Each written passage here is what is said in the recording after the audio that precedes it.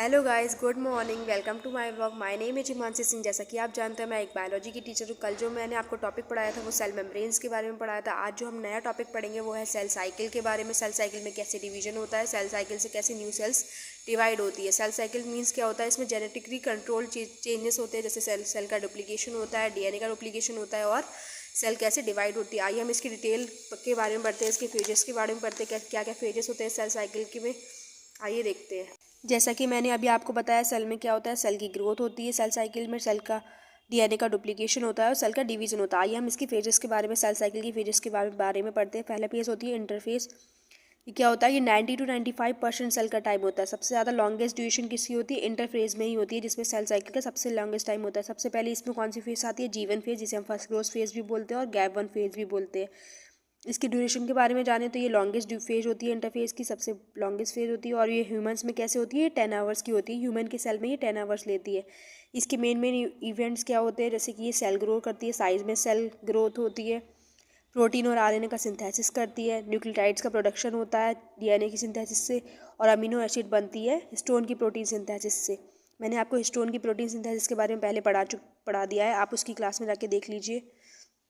Cell organelles क्या करते हैं, अपना नंबर इंक्रीज करते हैं, नंबर बढ़ाते हैं। इसमें चेक पॉइंट होता है जिसे हम डिसीजन पॉइंट भी बोलते हैं। इस स्टेज में सेल क्या करती है, डिसाइड करती है कि उसे आगे जाना है साइकिल में, एस फेज में इंटर करना है जैसे कि सिंथेसिस फेज में, या फिर एग्जिट करना है जो कि G0 फेज होती है।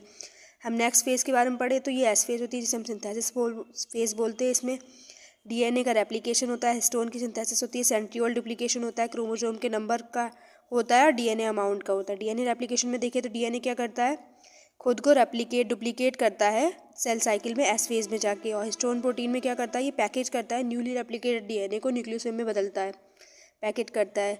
सेंट्रियोल क्या करते हैं, सेंट्रियोल डुप्लीकेशन स्पिंडल वो बनाते हैं, स्पिंडल अपरेटस बनाते हैं माइटोसिस के टाइम पे। और क्रोमोसोम का नंबर रिमेन कभी भी ये चेंज नहीं होता, क्रोमोसोम नंबर हमेशा डिप्लॉयड ही रहता है। और डीएनए क्या करते हैं, डीएनए कंटेंट करते हैं जिससे कि वो डबल हो जाए, 2C से 4C हो जाते हैं। रेप्लिकेशन के बाद उनका नंबर डबल हो जाता है।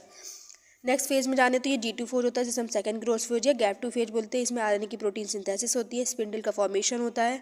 इसमें माइटोटिक फेज भी आता है जिसे एम फेज बोलते हैं। इसमें क्या होता है, दो डॉटर सेल डिवाइड करती है, कैरियोकाइनेसिस में और साइटोकाइनेसिस में। कैरियोकाइनेसिस मीन्स न्यूक्लियर का डिवीजन होता है, साइटोकाइनेसिस मीन्स क्या होता है, साइटोप्लाज्म का डिवीजन होता है। नेक्स्ट फेज होती है G0 फेज जिसे हम रेस्टेट क्वोशिएंट स्टेज भी बोलते हैं। इसमें कोई भी सेल डिवाइड नहीं करती, पर उनकी मेटाबॉलिक एक्टिविटी चलती रहती है, उसमें काम करते हैं, जैसे कि नर्व सेल हो गया, हार्ट की मसल्स हो गई। सेल की ड्यूरेशन देखें तो ह्यूमन सेल में होती है 24 आवर्स, G1 में 10 आवर्स, एस में 9 आवर्स, G2 में 4 आवर्स एंड ईस में 90 मिनट, बैक्टीरिया में 20 मिनट। यही सारी सेल साइकिल थी। Thank you guys, please subscribe my channel.